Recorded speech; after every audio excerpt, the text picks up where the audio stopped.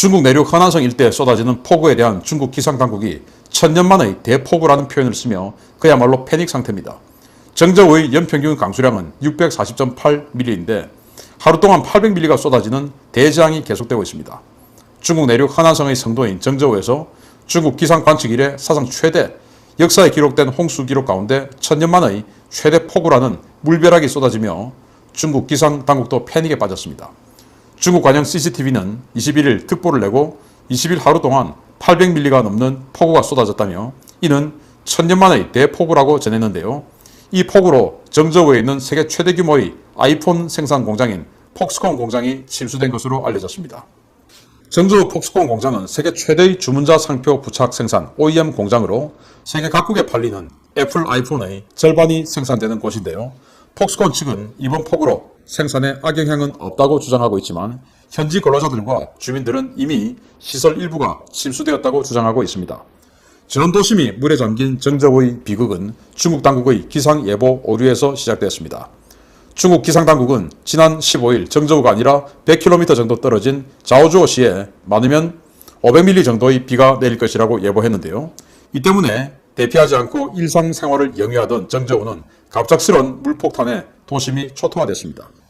사우차이나 모닝포스트는 22일 패닉에 빠진 중국 당국이 인민무장경찰은 물론 인민해방군 병력까지 동원해 대응에 나섰지만 곳곳이 침수되고 고립된 것은 물론 승용차나 승합차까지 급류에 떠밀려가는 상황에서 속수무책으로 당하고 있다고 전했습니다. 황당한 것은 이러한 재난이 발생하면 즉각 재난방송 체제로 들어갔어야 할 중국 관영방송들은 20일 폭우가 쏟아지는 바로 그 시점에 재난방송은 하지 않고 독일의 폭우 피해를 조롱하는 프로그램을 편성하거나 반일 선동 드라마를 방송했다는 것인데요. 철저하게 인재인 이번 참사에 대해 중국인들의 분노가 점점 더 커지고 있습니다. 자, 여기서 이제 정저우가 지금 이런 식으로 완전히 그냥 도시가 홍수 때문에 아비규환이 됐습니다.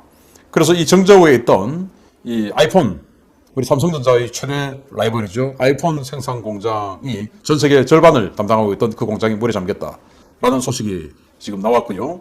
그리고 또 하나는 이 기상 컴퓨터, 슈퍼컴퓨터로 이제 이 기상 분석을 하는데 굉장히 크게 틀린 거 아닙니까? 그런데 제가 이걸 보면서 이번 장마 기간 중에 우리 대한민국 기상 예보도 굉장히 많이 틀렸죠. 그래서 이게 왜 이렇게 틀리냐 보니까 우리 기상청 컴퓨터가, 슈퍼컴퓨터가 작년 4월부로 중국제로 바뀌었다 이겁니다. 당연히 중국의 이 기상청 컴퓨터도 슈퍼컴퓨터도 중국제죠.